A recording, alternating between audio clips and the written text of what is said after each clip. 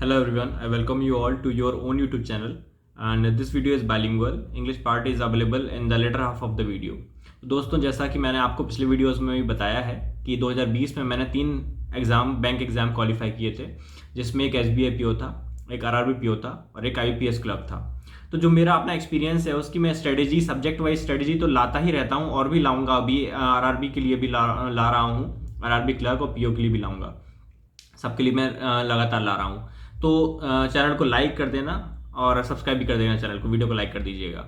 और इस वीडियो में प्राइमरीली दोस्तों हम लोग सबसे इम्पॉर्टेंट RRB PO के लिए और RRB क्लर्क के लिए मेन इंपॉर्टेंट पॉइंट्स की बात करेंगे, क्योंकि बहुत क्लोज एग्जाम है और अगस्त में ही दोनों एग्जाम एडमिट कार्ड्स भी जारी हो चुके हैं। तो will be talking about 5 important things जो अपार्ट फ्रॉम एग्जाम साइकोलॉजिकली बहुत इंपैक्ट करते हैं। अगर आप इनमें से सारी चीज़ अगर आप याद रखते हैं तो trust me it will benefit you a lot. बाकी कैंडिडेट के कंपैरिजन में आपको बहुत फायदा होगा इन चीज़ों का। चलिए तो फटाफट बिना देर के शुरू करते हैं।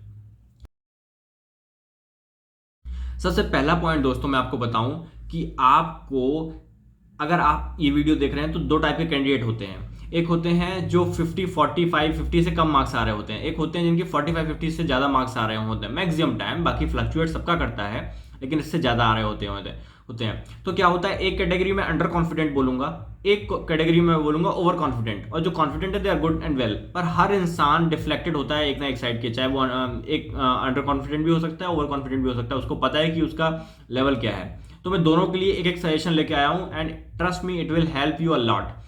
जो लोग ओवर कॉन्फिडेंट है, पहली बात तो जिनको पता है कि लगभग एग्जाम क्लियर हो जाएगा, कभी कभी हम उस टाइप के लोग क्या करते हैं कि वो ईगो पर ले जाते हैं चीज़ों को। कोई क्वेश्चन आ गया बहुत टफ है, still they go for it and पूरा पेपर को खराब कर देते हैं। तो मेरा उन लोग के लिए सजेशन ये है कि उनको भी लगातार प्रैक्टिस में रहना है। जो मॉक्स बना रहे हैं उनको भी देना है, क्योंकि आपकी प्रैक्टिस छूटती है तो भले ही आपने कितनी पहले मेहनत की है पास्ट में, लेकिन अगर फिलहाल में आप मॉक्स नहीं बना रहे हैं तो आप शायद एग्जाम में अच्छा ना कर पाए, कट ऑफ के आसपास या कट ऑफ से कम भी रह सकते हैं। तो जो those who are over confident, वो अच्छे से जिनके खुद पे विश्वास है कि वो कर लेंगे, उनको भी मेरा सजेशन है कि आप मॉक्स बनाते रहिए और एग्जाम में don't take any question on your ego कि मैंने तो इतने साल की मेहनत की है, मेरा क्लियर हो ही जाएगा। ऐसा कुछ भी नहीं होता है, ठीक है। तो ओवर कॉन्फिडेंट के लिए है कि मेहनत जारी रखें और क्वेश्चन पेपर को एज अ फ्रेशर ही डील करें कि ठीक है मेरे को आता है, लेकिन अगर कोई क्वेश्चन टफ आता है तो आई विल लीव इट। चलिए अब बात करते हैं अंडर कॉन्फिडेंट लोग। बहुत सारे लोग होंगे, बहुत सारे मेरे एस्पिरेंट्स होंगे, मैं समझता हूँ शुरुआत में या फिर जो बहुत समय से प्रैक्टिस कर रहे हैं उनके भी मार्क्स कम आते हैं, या फिर पेपर आने वाला है तभी मार्क्स नहीं बढ़ रहे हैं। अब देखिए कुछ चिंता की बात नहीं है। क्या होता है, ये साइकोलॉजी होती है कि मेरे मार्क्स 45 आ रहे हैं, 40 आ रहे हैं। मेरे भी ऐसे ही आते थे शुरुआत में और आखिरी तक ऐसे ही आते रहे, लेकिन स्टिल एग्जाम क्लियर हुआ। क्या होता है, आपको छोड़ना नहीं है। बस लोग क्या करते हैं कि जब उनके मार्क्स बढ़ते नहीं दिखते तो they start skipping the test, they start skipping the quizzes. तो वो छोड़ना स्टार्ट कर देते हैं कि मेरा मन नहीं लग रहा, उनकी पढ़ाई से मन हटने लगता है। लेकिन ऐसा नहीं करना है आपको। मैं कहूंगा एग्जाम के लास्ट डे तक पढ़ाई करनी है। Don't leave a single day without मॉक्स। कुछ लोग बोलते हैं दोस्तों कि ठीक है 2 दिन बचे आप क्या ही पढ़ना। मैं बिल्कुल ऐसा सजेस्ट नहीं करता, क्योंकि ये बैंकिंग है, इसमें प्रैक्टिस बहुत मैटर करती है। आपका हाथ कितना तेज चल रहा है ये मैटर करता है। इवन मैं तो ये भी सजेस्ट करता हूं कि जिस दिन आपका पेपर है उस दिन को भी आपको, अगर लेट है पेपर तो इस सुबह एक पेपर बना के जाना चाहिए, एटलीस्ट एक क्विज बना के जाना चाहिए। लाइट भी अभी जानी थी। जो लगातार लगे रहते हैं ना, इनकी मेहनत रंग लाती है, trust me. And you need not to lose hope. और आपको लगातार मॉक्स और क्विजेस बनाते रहते हैं। आपको बस ये करना है कि कोशिश करना है मॉक्स के अलावा अगर आपको समय मिलता है तो क्विज बनाइए। जो आपका वीक पॉइंट है वो एनालाइज कीजिए अपने मॉक्स में से और उसी की क्विज बनाइए, आपको डेफिनेटली हेल्प मिलेगी। बस हार नहीं माननी है। बैंक का सबसे बड़ा मंत्र है हार नहीं माननी है, क्योंकि बाकी एग्जाम अलग होते हैं, बैंक में सिंपल सी बात है, बस लगे रहो। जिस दिन आपकी पजल अटकी नहीं वहां पे आपकी गाड़ी निकल गई, आप क्वालिफाई कर गए। ये बहुत इंपॉर्टेंट पॉइंट है इसका। ये सीधा है कि एग्जाम लाइक प्रेशर हैंडलिंग कैसे करना है। अपन घर में, कुछ लोग की प्रॉब्लम होती है कि सर घर में तो बनाते हैं लेकिन जब एग्जाम में जाते हैं तो उतना स्कोर नहीं कर पाते, उतने अच्छे से दिमाग नहीं चलता है, अटक जाते हैं या फिर भूल जाते हैं। इसके लिए सिंपल सा इलाज है, आपको घर पे एग्जाम लाइक प्रेशर हैंडलिंग सीखना होगा। इसके कई तरीके हैं। आप बोलेंगे कैसे करें, हम मॉक बनाते हैं और क्या एग्जाम लाइक प्रेशर हैंडलिंग करें, लेकिन ऐसा नहीं है। What you need to do, you need to maintain complete environment exam like environment, so that आपको सेम फील है। अब आपको करना क्या है इसके लिए, सबसे पहली बात तो हम घर में बनाते हैं, कई लोग नॉर्मल कॉपीज में पेपर बनाते हैं, वो नहीं करना है आपको। सिंपल सी सिंगल पेज ए फोर पेजेस लीजिए, 2-3 पेज लेके बगल में रख लीजिए, सिर्फ 3 पेज लेके रख लीजिए और उसमें सिंगल पेज निकाल के बनाइए और नीचे कुछ रखना नहीं है पेज के, पेन से बनाइए। और जगह उतनी ही लीजिए जितने आपके सेंटर में होती है, हर स्टेट के हर सेंटर में उसको पता है उसको कहाँ सेंटर मिलेगा, लगभग कंफर्म रहता है। उसमें कितनी जगह रहती है उसके हिसाब से, अगर आपके सेंटर में कम जगह रहती है उतनी जगह में पेपर बनाइए आप। और इससे भी इंपॉर्टेंट चीज़ ये है कि आप मेंटली रेडी हुई है कि हाँ मैं पेपर दे रहा हूँ। पेपर देने के पहले थोड़ा दिमाग को समझाने की कोशिश कीजिए कि yes you are going to appear and this is the final score card that you are going to इधर क्लियर और you are going to fail.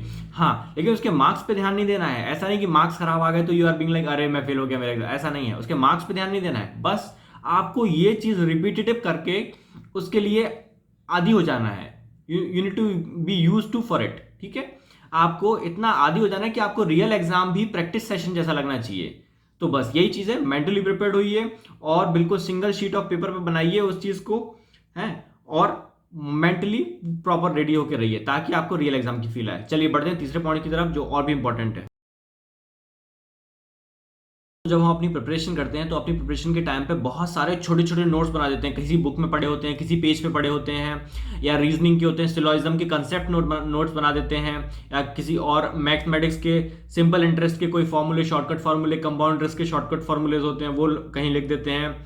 Exam के पहले हमारे पास इतना टाइम तो होता है लेकिन इतना ज़्यादा बिजी होते हैं और मॉक्स में इतना मशगूल रहते हैं कि हम भूल जाते हैं कि हमने ऐसा भी कुछ किया है। तो जो शॉर्ट ट्रिक्स है ना, ये लास्ट टाइम पे रिवीजन होना बहुत इंपॉर्टेंट होती है। तो भले ही आप कितने भी बिजी हो मॉक्स बनाने में, लेकिन do find some time so that आपने अभी तक जो भी ट्रिक्स वगैरह लिखे हुए हैं, किसी पेज में लिखे हुए हैं, किसी बुक्स में लिखे हुए होंगे, कोई कंसेप्ट, कोई फॉर्मूलेज, अरिथमेटिक के फॉर्मूलाज, कुछ भी हैं, क्वाड्रेटिक इक्वेशन के प्लस माइनस वाली चीजें, सब जो एक रटा हुआ जो चीजें हैं ना, वो आपको रिवीजन बहुत इंपॉर्टेंट है, वरना एग्जाम में जाके आप अंडर प्रेशर भूल जाएंगे। तो इट इज वेरी इंपॉर्टेंट कि एग्जाम के 1-2 दिन पहले आप वो चीज रिवीजन करें, फिर ही एग्जाम के लिए अपीयर करें, ताकि अगर वो चीज आ गई है तो आप भूलें ना। कुछ चीजें रट्टू वाली होती हैं जो रटना ही पड़ती हैं बैंक एग्जाम में, उनको आप प्रॉपर रिवीजन चाहिए एग्जाम के पहले, ताकि आप जब जाएं तो आपको तुरंत क्लिक कर जाएं और आप वहां पे अच्छे से परफॉर्म कर रहे हैं। चलिए बढ़ते हैं नेक्स्ट पॉइंट की तरफ। ये चीज बहुत इंपॉर्टेंट है। आप लोग बोलेंगे बहुत बेसिक चीज है, लेकिन मैं आपको बताऊं इससे पूरा आपका एग्जाम बिगड़ भी सकता है और अच्छा परफॉर्म भी कर सकते हैं। परफॉर्म तो आप जो है वो अच्छा ही करेंगे अगर नॉर्मली होंगे, लेकिन अगर आप ये फॉलो नहीं करते तो एग्जाम बिगड़ने के बहुत चांस होते हैं। मैं 2 चीज बताऊंगा इसमें। पहली इंपॉर्टेंट चीज है कि आप अपना बैग, और अगर आपका एग्जाम अर्ली मॉर्निंग है तो आप बैग पूरा पैक करके रेडी रखिए, जिसमें आपका ओरिजिनल फोटो आईडी हो गई और फोटो कॉपी हो गई, एडमिट कार्ड हो गया, और रात में एक रीडिंग एडमिट कार्ड की मारना जरूरी है, ताकि कोई चीज मिसिंग हो या कोई आपका डिक्लेरेशन भी इंपॉर्टेंट है, कोई चीज मिसिंग ना रहे। और सब चीज रात में ही बैग को कंप्लीट पैक करके उसमें पेन भी रख के तभी आप सोइए। ये बहुत छोटी चीज है दोस्तों, लेकिन it makes a deep psychological impact. अब ऐसा मैं क्यों कह रहा हूं वो भी बता देता हूं। आप सुबह जाते हैं, बाई चांस आप लेट हो जाते हैं, पहला सीन आप लेट हो गए अपने डॉक्यूमेंट लगाते लगाते, दूसरा केस आप गए और बारिश होने लगी तो आप सेंटर पहुंचते पहुंचते लेट हो गए, तीसरा केस आप गए बहुत लंबी लाइन लगी है तो खड़े रहना पड़ गया बहुत देर तक। दोस्तों ये चीज अवॉइड कीजिए, सेंटर पहले पहुंचिए, पानी लेके जाइए ताकि डिहाइड्रेट ना हो, और सेंटर पहले पहुंचिए। दोस्तों पहले पहुंचने का बहुत बड़ा साइकोलॉजिकल इंपैक्ट होता है। ये आपको जब समझ में आएगा जिस दिन आप एग्जाम लेट होंगे। अगर आप एग्जाम लेट होंगे तो आप पेपर उतने अच्छे माइंडसेट से नहीं बनाते हैं। Trust me, this is very important. आप जल्दी जाइए और टाइम से पहुंच के, पहले से पहुंच के सेटल होइए, तभी आप शांत दिमाग से पेपर दे पाएंगे और अच्छे से एनालिटिकल जो पजल्स वगैरह होते हैं उनको अच्छे से अटेम्प्ट कर पाएंगे और आंसर दे पाएंगे। तो it is very I will say very trivial thing, लेकिन अगर ना फॉलो किया जाए तो इसके इम्पैक्ट बहुत डिवास्टेटिंग हो सकते हैं। तो just remember this, do reach early, don't be late, and prepare your bag 1 night before the exam. Final और सबसे इंपॉर्टेंट पॉइंट है जो सब लोग इग्नोर करते हैं, कोई सोचता ही नहीं है, लेकिन मैं पर्सनली बताऊं, मैं पर्सनली हमेशा फॉलो करता हूं, मेरे दोस्त हैं सबको बताता हूं, सब लोग बोलते हैं कि हाँ वाकई में इफेक्टिव है। जब आप एग्जाम हॉल में बैठते हैं और क्या होता है, हम लोग पहले से पहुंच जाते हैं और पहले से बैठते हैं, मॉनिटर खुला होता है, हमारा नाम खुला होता है और हमें वेट करना पड़ता है, लगभग आधे घंटे से 45 मिनट तो वेट करना ही पड़ता है। जब वेटिंग टाइम है उस time don't look continuously at the monitor, don't look. आपकी आइज टायर्ड हो जाएंगी, आपको अगले 45 मिनट घूर के देखना है। अगर आप ऑलरेडी 45 मिनट उसको घूर के देख लेंगे तो आप उतने इफेक्टिव नहीं होंगे। ट्राई टू हेड डाउन या फिर सिंपल आंख बंद करके बैठिए। आपके जब साइन सिग्नेचर हो जाए, do not look at the monitor continuously. Brightness होती है, आपकी आइज को टायर्डनेस आ जाएगी, आप उतने इफेक्टिव नहीं हो पाएंगे फाइनल एग्जाम में। तो ये बहुत इंपॉर्टेंट पॉइंट है दोस्तों। पानी पी कर रहिए, हाइड्रेट होकर रहिए, उसके पहले पानी पी लीजिए, क्योंकि बीच में शायद मिले ना मिले या जो भी इशू आपके एग्जाम सेंटर पे। तो ये बहुत छोटा है लेकिन still it is very important and I have been following it thoroughly for my every exam, trust me. आप इसको करके देखिए, आपको बहुत फायदा होगा। Thanks for watching. लाइक कर दीजिएगा वीडियो को, सब्सक्राइब कर दीजिएगा चैनल को। बाकी strategy for the next SBI exam, PO, everything I will bring time to time. Okay, like कर देना, सब्सक्राइब कर देना चैनल को। Thank you so much.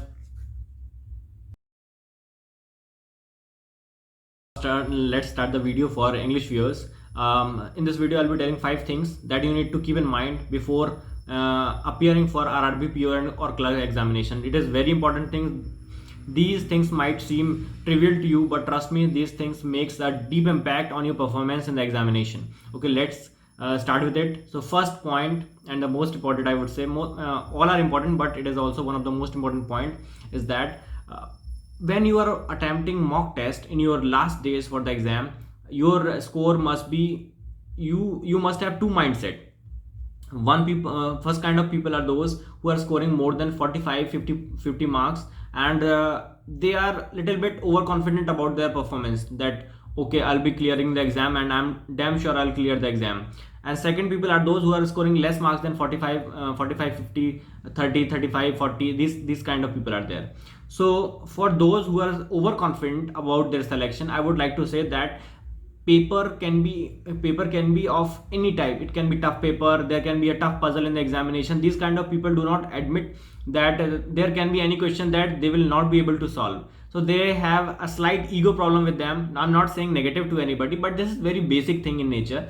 Okay, so don't do this. Try to understand that you are an aspirant and there can be any kind of puzzle in the examination that you can see, and you need not to take on your ego that you will solve it. So don't be stuck on a single puzzle that you are having a lot of confidence and you are having a lot of experience in the examination and you will eventually be able to crack the puzzle. That is not the case. You might end up solving a single puzzle for 7 to 8 minutes and end up not clearing the exam. So I will suggest you to keep practicing a lot of mocks, and understand that you are an aspirant and you have to be flexible in the examination. Don't be overconfident, and follow try to solve the puzzle only if you see that you will be able to do it. Don't take anything on your ego. Don't think like you are superpower and you will be able to do all the questions. That is not the case.